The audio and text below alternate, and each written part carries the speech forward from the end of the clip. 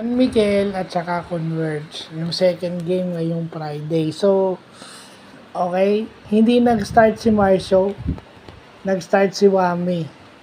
Basically, nung in-start si Wami, dun lumabas yung laro niya. Basically, sa Terra Firma kasi, sanay siyang nag-i-start. So, pumapasok na yung mga tira niya, plus pagpasok ni Marcio, pumapasok din yung tira niya. Isama mo pa si Trollano, pati si Jericho. Well, tingnan nyo yung 3-point shots ng San Miguel. Pumapasok. Yun. Plus, kahit na sabihin mong may malaki itong San Miguel, itong Converge, yung import nila, tsaka si Arana, kasi injured daw si Justin Arana eh.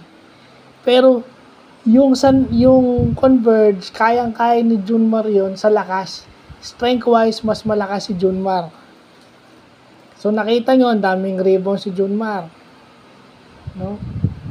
Parang kinukuhanan lang ni Junmar ng bola yung mga malalaki ng Converge kasi payat yung mga malalaki ng Converge. Not to mention, Justin Baltasar sa rookie. Babantayan mo kay Junmar, diba?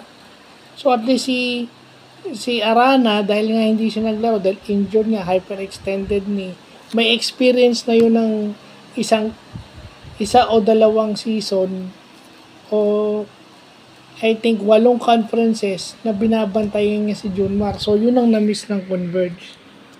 Kailangan ng ipababantay mo kay Junmar is yung may experience ng matagal sa PBA. And basically, ganun lang yun. Although lumaban yung Converge offensively, but you can never take away yung mga shots na naipasok ng San Miguel.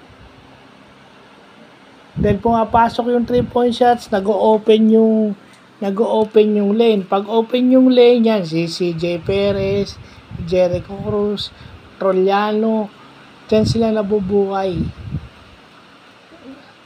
Tsaka yung bagong import nila, alam niya na kung paano, kung nasaan siya sa sistema ng San Miguel na nawawala this past few games. No? Alam niya kapag kasabay niya si Junmar, alam niya saan siya pupwesto, alam niya kung anong puntos ang kukunin niya. Pag kasabay niya si Mo halimbawa, alam niya na.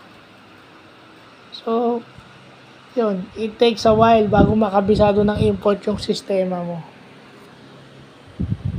So, yun. Pero maganda yung laban. Lumaban yung Converge. Pero nagbintis lang to si Stockton kaya hindi nila nagawang maitabla yung laro. Not to mention, maganda rin ang depensa kay Stockton. Nung tumira siya nung pang-tie na basket. So, yun lang po.